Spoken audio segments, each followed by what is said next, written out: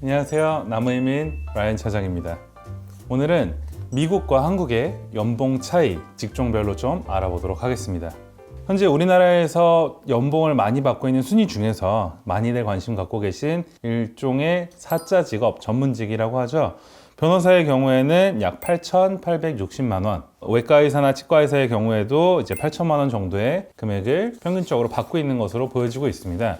같은 직종에 있는 미국 사람들의 연봉은 어떨까요? 똑같이 2019년도 기준으로 한번 보겠습니다.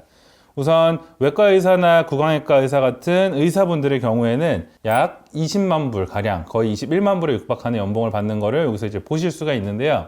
보시게 되면은 이 21만 불은 현재 한화로 환전을 해서 환율로 계산을 했을 때 약 3억 원 정도의 연봉으로 보여집니다. 8천만 원에 비해서 거의 4배에 가까운 3배에서 4배 사이에 되는 연봉을 받고 있는데요. 이런 것들을 보게 되면 사실 전에도 한번 다뤘었지만 한국의 의사분들이 평균적으로 미국의 의사보다 5배 더 많은 환자를 매일 진료를 보고 있습니다.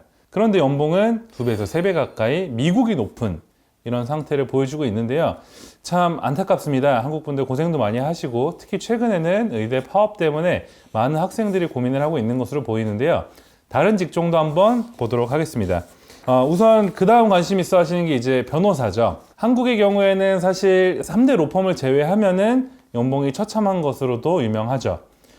기사를 이렇게 보시게 되면은 최근에 2021년도에 연봉 수준을 많이 올리면서 초임 변호사의 경우에 우리가 많이 알고 있는 3대 로펌의 경우 약 한 1억 5천 정도에 시작한다는 것을 알 수 있습니다. 반대로 2024년도 기준으로 미국에 있는 대형 로펌들 기준으로 보시게 되면은 22만 5천 불 가량 하나로 치면은 마찬가지로 한 3억 정도의 연봉을 받는 걸로 보여지는데요.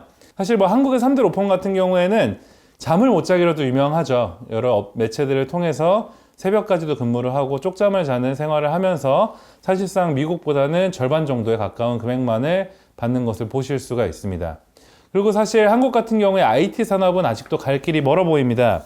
국내에서 대기업으로 알려져 있는 카카오나 네이버 같은 경우에 초봉 기준으로는 4,700에서 4,500만 원 정도 낮은 금액을 형성되어 있는 것을 보실 수가 있는데요. 미국의 경우에는 이제 애플, 넷플릭스나 이런 것들은 사실 신입을 뽑지 않기로 유명합니다. 애플 기준으로 봤을 때 소프트웨어 엔지니어가 ICT2가 여기 아래 보시게 되면은 엔트리 레벨 딱 처음 들어와서 받는 연봉에 대한 내용인데요.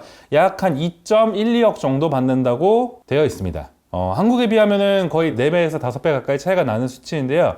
뿐만 아니라 여러 자료들에서 보시게 되면은 가장 끔찍한 것은 미국에서 졸업한 유학생들이 미국에서 취업을 할 때입니다. 통계 자료에 따르시게 되면은 이게 Foreign Worker Salary라고 해서 외국인 미국에서 일을 할 때 평균적으로 받는 연봉인데요. 시간당 21불, 연봉 기준으로는 약 4만 4천 불, 하나로는 거의 한 6천만 원이 좀 안 되는 금액을 보여주고 있습니다. 아까 보셨던 여러 IT 쪽이라든지 다양한 분야에서 받는 돈보다 월등하게 적은 것을 알 수가 있죠.